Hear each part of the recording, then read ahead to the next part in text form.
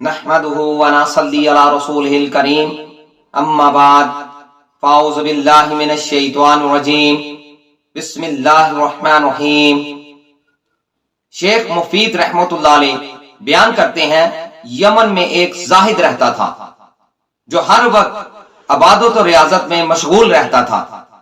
اس زاہد کا نام مشرم بن عیب تھا اور یہ زاہد یمن کے نام سے مشہور تھا۔ اس کی عمر 190 سال تھی اور یہ اکثر اوقات یہ دعا کیا کرتا تھا، اے اللہ اپنے حرم سے کسی بزرگ کو بھیج تاکہ میں اس کی زیارت سے مشرف ہو سکوں۔ شیخ مفید رحمت اللہ علیہ فرماتے ہیں اس زاہد کی دعا قبول ہوئی اور جناب ابو طالب تجارت کی غرض سے یمن پہنچے اور اس زاہد سے ملاقات ہوئی۔ زاہد نے جب آپ کو دیکھا تو انتہائی تعظیم سے پیش آیا اور پوچھا، آپ کہاں کے رہنے والے ہیں؟ جناب ابو طالب نے کہا، میں تہامہ کا رہنے والا ہوں۔ اس نے پوچھا، کون سے تہامہ؟ جناب ابو طالب نے جواب دیا کہ مکہ مکرمہ۔ زاہد نے پوچھا کہ تمہارا تعلق کس قبیلے سے ہے؟ جناب ابو طالب نے جواب دیا کہ میرا تعلق بن حشام بن عبد مناف سے ہے۔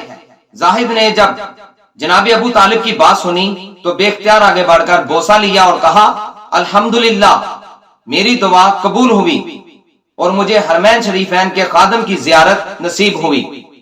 پھر اس زاہد نے آپ سے آپ کا نام دریافت کیا تو آپ نے اپنا نام ابو طالب بتایا۔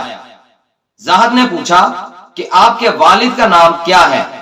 تو جناب ابو طالب نے بتایا، میرے والد کا نام عبد المطلب ہے۔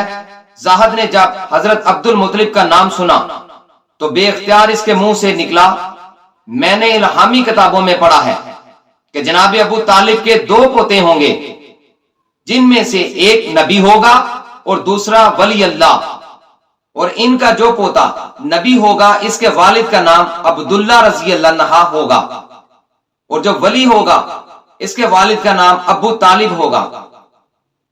جب نبی کریم صلی اللہ علیہ وآلہ وسلم 30 برس کے ہو جائیں گے اس وقت اللہ کا یہ ولی پیدا ہوگا۔ اے ابو طالب، وہ نبی پیدا ہو چکے ہیں یا نہیں؟ جناب ابو طالب نے کہا، میرے بھائی عبداللہ کا بیٹا محمد صلی اللہ علیہ وآلہ وسلم پیدا ہو گئے ہیں اور وہ اس وقت قریباً 29 برس کے ہیں۔ اس زاہد نے کہا، آپ جب واپس جائیں تو انہیں میرا سلام کہنا اور کہنا کہ میں ان کو دوست رکھتا ہوں۔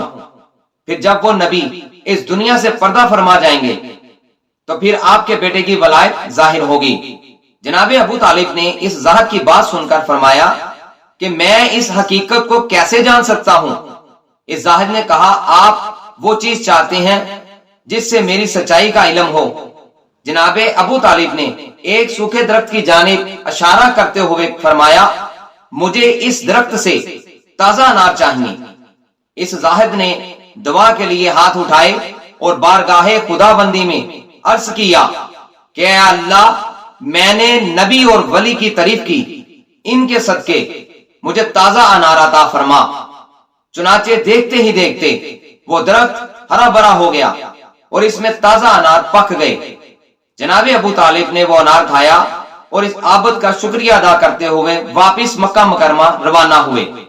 شیخ مفید رحمت اللہ علیہ نے اس روایت کو مستند ذرائع سے روایت کیا ہے، جسے حضرت سیدنا علی المرتضی رضی اللہ عنہ کی ولایت کی ان کی پیدائش سے پہلے پیشن گوئی کی گئی۔